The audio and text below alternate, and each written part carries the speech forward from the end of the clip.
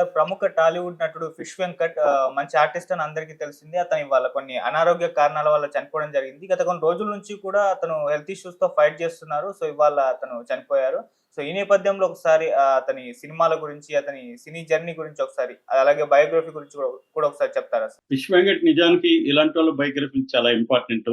ఎందుకంటే మనం స్టార్ల బయోగ్రఫీలు లేకపోతే సెలబ్రిటీల బయోగ్రఫీలే చెప్పుకుంటాం గానీ, కింది లేయర్‌లో ఉండే సినిమా నటులు గావచ్చు, లేకపోతే టెక్నీషియన్‌లు గావచ్చు, వాళ్ళు ఎలా జీవించారు, ఎలా జీవిస్తున్నారు, వాళ్ళ స్ట్రగుల్స్ ఏంటి, ఇవి తెలియాల్సిన అవసరం చాలా ఉంది. 'ఫిష్ వెంకట్' కూడా అలాంటి కేటగిరీ కిందకి వస్తాడు. సో, ఆయన 53 ఏళ్ళకి చనిపోయాడు. మల్టిపుల్ ప్రాబ్లమ్స్ ఉన్నాయి ఆయనకి. మెయిన్‌గా కిడ్నీలు 2 కూడా ఫెయిల్ అయినాయి. డయాలిసిస్ చేయాల్సిన పరిస్థితి ఉంది. అట్లాగే లివర్ కూడా ప్రాబ్లమ్ వచ్చింది. సో, దానివల్ల ఆయన చనిపోయాడు. సో, ఆయన బయోగ్రఫీ ముందు చెప్పుకొని దాని తర్వాత ఆయన హెల్త్ ఇష్యూస్ ఎందుకొచ్చాయనేది మనం చెప్దాం. సో, 'ఫిష్ వెంకట్' పేరు మంగిలపల్లి వెంకటేష్ యాక్చువల్‌గా. సో, వీళ్ళది నేటివ్ ప్లేస్ మచిలీపట్నం. బట్ తనైతే ఇక్కడే పుట్టి పెరిగాడు ముషీరాబాద్‌లో. సో, వాళ్ళ కులం గంగపుత్రుల కులం. అంటే మత్స్యకారుల వాళ్ళు. సో, మనకి ముషీరాబాదు, పద్మారావు నగర్ ఈ ఏరియాలో గంగపుత్రులు ఎక్కువగా ఉంటారు. అక్కడ పక్కనే రామ్ నగర్ ఫిష్ మార్కెట్ ఉంది. సో, వీళ్ళు కూడా ఫిష్ బిజినెస్ ఎప్పటి నుంచో చేస్తున్నారు. వీళ్ళ తండ్రి కాలం నుంచి. వాళ్ళ బ్రదరు ఫుల్ టైం చేస్తున్నాడు. తను కూడా ఫుల్ టైం చేసేవాడు. ఆ నేపథ్యంలో అతనికి సీతాఫల మండిలో సత్యన్న అనే ఒక స్మాల్ స్కేల్ ప్రొడ్యూసర్ పరిచయం అయ్యాడు. ఆ ప్రొడ్యూసర్ ద్వారా శ్రీహరి పరిచయం అయ్యాడు 91లో. సో, శ్రీహరి పరిచయం అయిన తర్వాత ఇతన్ని చూసి ఇతను సరదాగా మాట్లాడడం, ఇతని పరిస్థితి, ఇతని బాడీ లాంగ్వేజ్ ఇవంతా కూడా సినిమాకి సరిపోతాడు ఇతను అనిపించింది శ్రీహరికి. అలాగా ఇతను ఎంకరేజ్ చేశాడు సినిమాలో పనిచేయచ్చు కదని. అలాగా మాగుంట గోపీనాథ్ పరిచయం అయ్యాడు. దాంతో 91లో 'జంతర్ మంతర్' అనే సినిమాకు ఇతను ఇంట్రడ్యూస్ చేశాడు. దాని తర్వాత ఇతను అనేక చిన్న సినిమాలు చేసుకుంటూ వచ్చాడు. పెద్దగా బ్రేక్ రాలేదు. అయితే వినాయక్ 2001లో వచ్చిన ఆదితో ఇతనికి బ్రేక్ వచ్చింది. సో, ఆదిలో తొడగొట్టు చిన్న అనే డైలాగ్ వెరీ పాపులర్ అయింది. అది ఎంత పెద్ద హిట్ అయిందో కూడా తెలుసు మనకి ఆ సినిమా. దాంతో ఇతనికి ఒక గుర్తింపు వచ్చింది. అంతకుముందు ఇతన్ని వాళ్ళ దగ్గరంతా కూడా చేపల వెంకటేష్ అని పిలిచేవాళ్ళు. సినిమాలకు వచ్చే కాడికి అది 'ఫిష్ వెంకట్'గా మారింది. మామూలుగా చాలా మంది సినిమాలకు రాగానే ఒక ఫ్యాన్సీ నేమ్స్ పేరు పెట్టుకోవడం చూస్తుంటాం. మరి 'ఫిష్ వెంకట్' అలా పెట్టుకోలేదు. ఆయన ఒక ఇంటర్వ్యూలో యాంకర్ అడిగినప్పుడు, లేదండి ఇది నా కుల వృత్తి, నా వృత్తిని నేను గర్వంగా చెప్పుకుంటాను. నాకు పేరు మార్చుకోవాలనిపించలేదు. నాకు ఇప్పటికి కూడా నేను మార్నింగ్ లేస్తే ఫస్ట్ నేను చేపల మా షాపు దగ్గరికి వెళ్తాను. 4:30కి 5కి అంతా అక్కడికి వెళ్ళిపోయి అక్కడ పరిస్థితులన్నీ చూసుకొని ఆ తర్వాతే షూటింగ్కి వెళ్తాను నేను. ఇప్పటికీ నా డైలీ లైఫ్ ఇదే అని 4 ఏళ్లకు ముందు ఇచ్చిన ఇంటర్వ్యూలో కూడా అతను చెప్పాడు. అట్లాగే నా పిల్లలు కూడా అక్కడే పనిచేస్తారు అనేది ఆయన చెప్పాడు. అంటే ఇప్పటికీ ఆ బిజినెస్ లోనే ఉన్నాననేది ఆయన చెప్పాడు. అలాగా ఆదితో ఆయనకి బ్రేక్ వచ్చింది. అక్కడి నుంచి ఇంకా వెనుదిరిగి చూసుకోలేదు. దాదాపు 30 ఏళ్లకు పైన ఆయన ఇండస్ట్రీలో ఉన్నాడు. 100 సినిమాలకు పైన చేశాడు. ఆయనవి తీసుకుంటే ఎక్కువగా ఆయనకి ఇద్దరు డైరెక్టర్లు ఎక్కువగా ఇది చేసి కనెక్ట్ అయ్యారు. అంటే మనకి సినిమా ఇండస్ట్రీలో సెంటిమెంట్లు ఎలా ఉంటుందంటే, ఒకసారి ఒక ఆర్టిస్ట్ డైరెక్టర్ కనెక్ట్ అయితే చిన్నదైనా పెద్దదైనా ప్రతి సినిమాలో స్క్రిప్ట్ అప్పుడే అతనికి ఆ క్యారెక్టర్కి అతని పేరు పెట్టేస్తూ ఉంటారు. 'ఫిష్ వెంకట్' అనే స్క్రిప్ట్ లో కూడా క్యారెక్టర్ పేరే 'ఫిష్ వెంకట్' అని పెట్టేసి పిలుచుకుంటూ ఉంటారు. అది లేడీస్ కైనా జెంట్స్ కైనా. కొంతమంది డైరెక్టర్లు మనకు గమనిస్తే రెగ్యులర్ గా కొంతమంది ఆర్టిస్టులు వాళ్ళకి ఎందుకంటే కంఫర్టబుల్ గా ఉంటారు, వాళ్ళకి నచ్చుతుంది.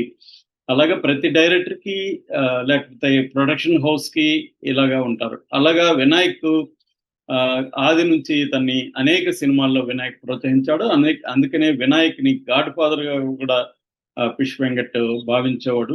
ఆ తర్వాత హరీష్ శంకర్ కూడా ఇతను అనేక సినిమాల్లో చేశాడు. ముఖ్యంగా 'గబ్బర్ సింగ్' లో ఇతనికి మంచి పేరు వచ్చింది. అంతకుముందు కూడా హరీష్ శంకర్ సినిమాలు అన్నిట్లో కూడా దాదాపు 'షాక్' దగ్గర నుంచి అన్ని సినిమాల్లో కూడా 'ఫిష్ వెంకట్' కంటిన్యూ అవుతున్నాడు. అట్లాగే హీరోల విషయంకి వచ్చేసరికి ప్రధానంగా పవన్ కళ్యాణ్, బాలకృష్ణ వీళ్ళిద్దరు పేర్లు చాలాసార్లు చెప్తాడు. బాలకృష్ణ లేకపోతే మోహన్ బాబు ఇలాంటి వాళ్ళు తిట్టినా కూడా లొకేషన్ లో మళ్ళీ సారీ చెప్తారు. ఆ, వాళ్ళు వాళ్ళు సారీ చెప్పకుండా వెళ్ళరు. ఒకవేళ ఆ రోజు వెళ్ళిపోయిన మరుసటి రోజు మార్నింగ్ వచ్చి ఫస్ట్ మనకి సారీ చెప్తారు అని కూడా ఆయన చెప్పాడు. సో పవన్ కళ్యాణ్ అంటే చాలా ఇష్టం నాకు. నేనంటే కూడా పవన్ కళ్యాణ్కి చాలా ఇష్టం. చాలా సార్లు నేను ఆ, ఈ రోజు వద్దులే, ఇంకా సినిమా వద్దులే అనుకుంటే కూడా పవన్ కళ్యాణ్ ఫోన్ చేయించి మరీ నన్ను పిలిపించుకునేవాడు. సో గౌరవంగా కూడా మాట్లాడేవాడు నాతో అని కూడా ఆయన చెప్పుకున్నాడు. అలాగా కొంతమందితో అటాచ్ అయిన పిష్ వెంకట్కి రెగ్యులర్ గా కొన్ని రకాల సినిమాలు ఉన్నాయి. సో ఆయన ఒక ఇంపార్టెంట్ సినిమా లిస్ట్ చెప్పుకోవాలంటే ఆది, దిల్లు, Bunny, Attarintiki Daredi, Lakshmi, Chennakeshwarareddy, Gabbar Singh, DJ Tillu, King, Don Seenu, Mirapakaya, Daruvu, ఇలాగా. సో ఆ, ఇట్లా ఆయన 2025 వరకు కూడా సినిమాలు చేస్తూనే ఉన్నాడు. సో ఆ, ఆ, ఇప్పుడు ఆయనకి గత కొంతకాలం నుంచి హెల్త్ బాగాలేదు. దానికి ప్రధాన కారణం ఏంటంటే 4 ఏళ్లకు ముందే ఆయన డీటెయిల్ గా ఇంటర్వ్యూలో చెప్పాడు. ఒకటి ఆయనకి కొన్ని ఆ, అంటే హెల్త్ రీత్యా బ్యాడ్ హ్యాబిట్స్ ఉన్నాయి. అది ఒకటి గుట్కా, విపరీతంగా గుట్కా వేయడం. 2 సిగరెట్లు, 5 ప్యాకెట్లు సిగరెట్లు తాగేవాడిని అని చెప్పాడు. 5 ప్యాకెట్లు అంటే 50 సిగరెట్లు పర్ డేకి మినిమం.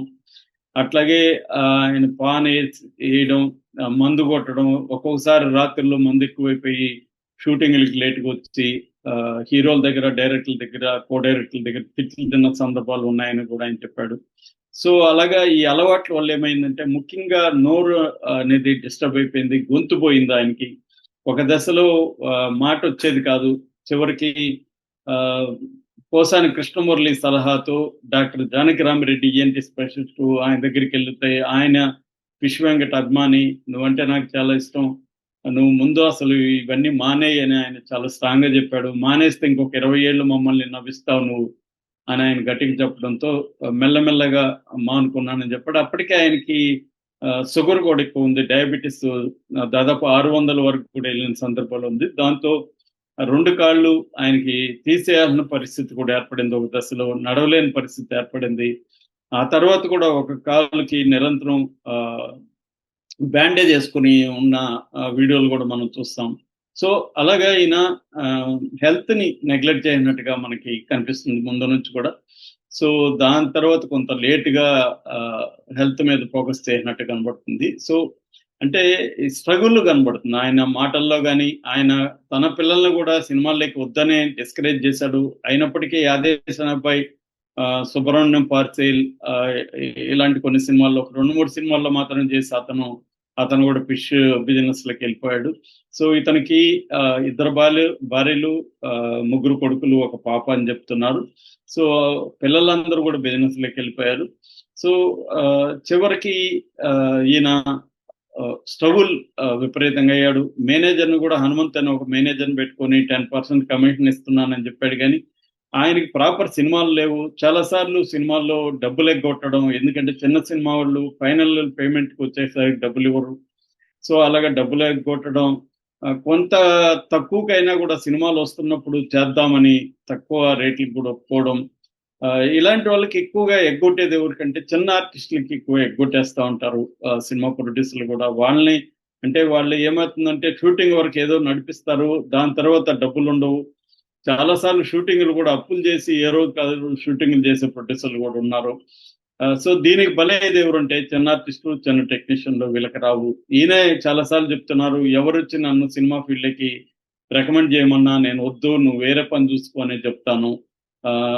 ఎందుకంటే 100 మంది చిన్న ఆర్టిస్టులు ఉంటే వాళ్ళకి 10 మందికి కూడా వేషాలు రావు. మిగతా 90 మంది నానా ఇబ్బందులు పడుతుండాలి. అమ్మాయిలను అయితే అస్సలు ఎంకరేజ్ చేయను నేను. చిన్న స్థాయిలో అమ్మాయిలు ఎలాంటి పనులు చేసి బతకాల్సి వస్తుందో నేను కళ్ళారా చూస్తున్నాను. అందుకని ఏ అమ్మాయి నా దగ్గరికి వచ్చినా నేను సినిమా ఇండస్ట్రీకి మీరు వెళ్ళొద్దండి, వేరే పనులు చేసుకోండి, అక్కడ గ్లామర్ మీకు బయట కనబడుతుంది, అంత గొప్పగా ఏముండదు మీ పరిస్థితి అని నేను చాలాసార్లు డిస్కరేజ్ చేశాను. అబ్బాయిలను కూడా నేను డిస్కరేజ్ చేస్తాను, సినిమా ఫీల్డ్కి మీరు రావద్దండి. మీకేమన్నా డబ్బులుండి సినిమా ఫీల్డ్ నుంచి మీకేమీ ఆశించకపోతే రండి, కానీ సినిమా ఫీల్డ్లో యాక్ట్ చేస్తూ సంపాదించాలనుకుంటే మాత్రం రాకండి అని నేను చాలాసార్లు చెప్పాను అని అతను అంటే ఒక రిప్రజెంటేటివ్ ఆఫ్ ఈ స్ట్రగులింగ్ ఆర్టిస్టుల తరపున ఆయన చాలాసార్లు మాట్లాడిన సందర్భం ఉంది.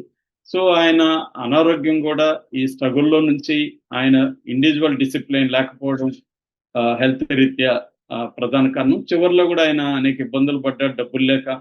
వాళ్ళ భార్యలు, వాళ్ళ పాప వీళ్ళందరూ కూడా హెల్ప్ చేయమని రిక్వెస్ట్ చేశారు. చివరికి కొంత పవన్ కళ్యాణ్, విశ్వక్సేను, తెలంగాణ మంత్రి వాకాటి శ్రీహరి ఇలాంటి వాళ్ళు కొంత చేసినట్టుగా తెలుస్తుంది. ప్రభాస్ 50 లక్షల పుకార్లు వచ్చాయి కానీ అదంతా అబద్ధం అని చెప్తున్నారు. సో సినిమా ఇండస్ట్రీ నుంచి కూడా ఆయనకు సరైన సహాయం అయితే అందలేదనే మనం చెప్పచ్చు. ఏదేమైనా ఒక ఆయన జీవితంతో, ఆరోగ్యంతో, ప్రొఫెషన్తో పోరాడి 53 ఏళ్ల వయసుకి చనిపోయడం దురదృష్టకరం. ఆయనకి మన ఛానల్ తరఫున ఇవ్వాలి. Okay sir, thank you so much.